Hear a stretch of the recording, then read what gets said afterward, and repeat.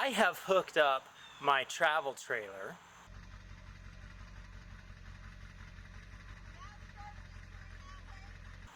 and loaded my entire family up and headed out to New Jersey.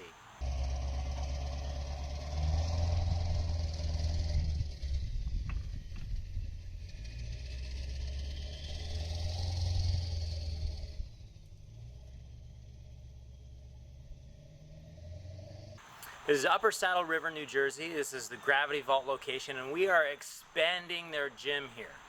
So the first thing that I need to do when I get to this site is I need to do a site assessment. Look at the building and assess some of the challenges that will be presented as we do this build. And I thought that it might be good for you guys to see this as well. Maybe some of you are out there hoping and dreaming and planning on building a climbing gym yourself, and as you are looking for buildings, this information will probably be pretty useful. So let me bring you inside.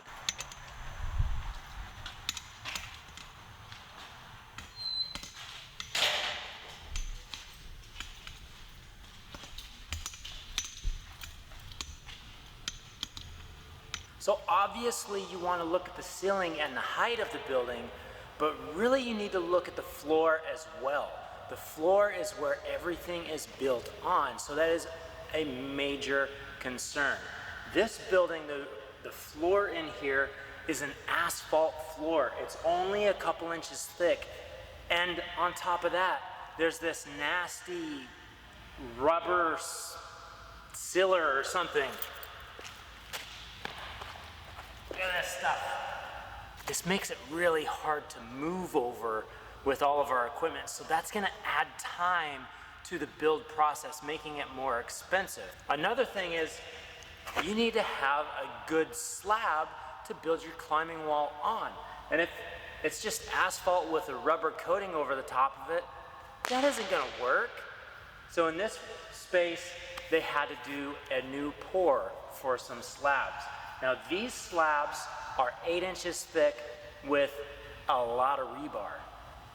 And it's gonna determine on how thick that slab needs to be by the climbing wall design. So I can't say that every job is, or every climbing wall design is gonna have an 8-inch thick slab. You may be able to get away with a little less than that. You may need more than that. Now the slab finish is also pretty important. It is way more easy to build on a nice flat surface. These slabs were poured just for us, but when we got here, well, they're not finished. It's not a finished slab. They just screeded it out with a 2x4 and called it good. There's no floats or anything that touched the surface of this concrete. That is actually going to make it a little bit harder to build this climbing wall. Again, adding more time on the build process. It's something that we can overcome. It's much easier than dealing with this asphalt with the rubber coating over it, trying to wheel heavy equipment over it is going to be a bear. Another thing that we have to worry about on this site is that these trenches. If you see these trenches, they are wide enough for a wheel of a lift, a scissor lift, to fall down into these. And can you imagine it being 30 feet up in the air and driving to the next spot and having a wheel fall down into this trench? You're gonna go flying. Not good. So it's a huge safety concern. We gotta get this addressed. These need to be fixed. The levelness of this floor is way out. It's gonna also add a lot of challenge as we're building this wall. So keep that in mind as you are looking for a building. The floors need to be as level as possible. If you walk into a space and it's a dirt space, well, know that you're gonna have to do a lot of concrete work. And paying to have the slabs finished is gonna pay off in the long run. It's not gonna add that much more to the concrete work to have it finished, but it will save you a lot of time when the building of the climbing wall starts. Now, another thing that you need to think of is the power in the building. You need to have 220 power for the welding to take place, building it the way that we build it. Now, there are companies out there that they have bolt together system and they don't require that, but it's a good idea to keep that in mind. You don't need 3-phase power, but to have 220, it's a good thing. Also, your 110 power. We run saws, table saws, vacuums, specialized punches to build these climbing walls, and you need 110 power. In this whole space, there's only one outlet. That's not going to work. So that also needs to be addressed.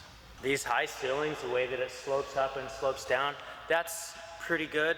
You generally would like to have something with the eaves a lot higher, but sometimes that's really hard to find. So to have something like this, we are able to go up a little bit over 30 feet here in the middle.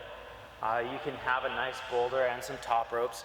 A good entrance is not only good to have for your patrons, but to have something wide that you can bring equipment through is definitely a bonus.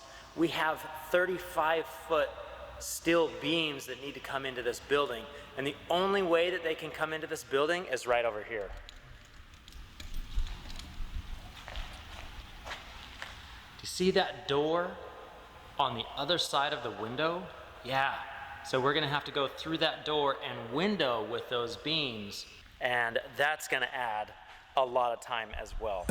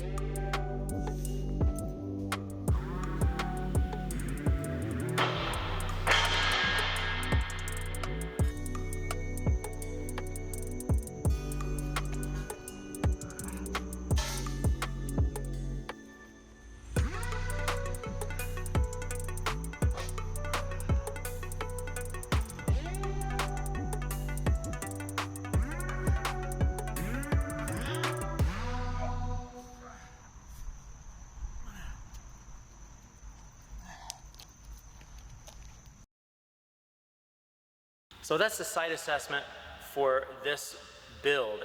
There are a lot of things that are going to bring up challenges. Now, you have challenges that come up in your life just as well as I have challenges come up in my life.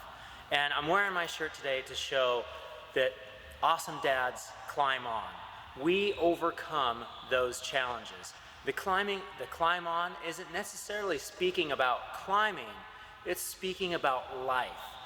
So when we come up to those challenges, it's really important for us as awesome dads to overcome and meet those challenges with a good positive attitude, with a climb on attitude, and try our best at overcoming them.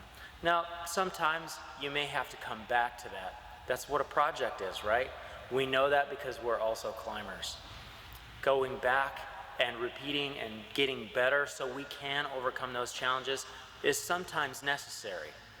If you want one of these shirts, I'll have a link down in the description below.